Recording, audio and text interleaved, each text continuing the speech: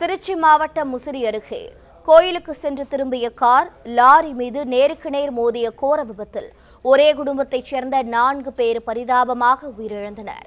விவரங்களோடு இணைப்பில் இருக்கிறார் செய்தியாளர் கலைவேந்தன். இந்த விபத்து தொடர்பான முழு விவரங்களை பதிவு செய்யுங்கள்.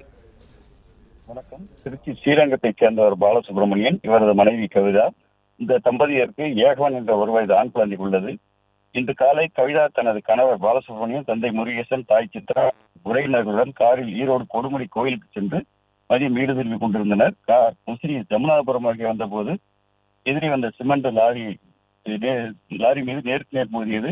இதில் கார் அப்பளம் போல் நொறுங்கியது. இதில் காரை ஓட்டி வந்த பாலசுப்ரமணியன், கவிதா, முருகேசன், கார்த்தி ஆகிய 4 பேரும் சம்பவ இடத்திலேயே உயிரிழந்தனர். நல்வாய்ப்பாக சித்ரா, நர்மதா மற்றும் ஏகவன் ஆகியோர் உயிருடன் மீட்கப்பட்டனர்.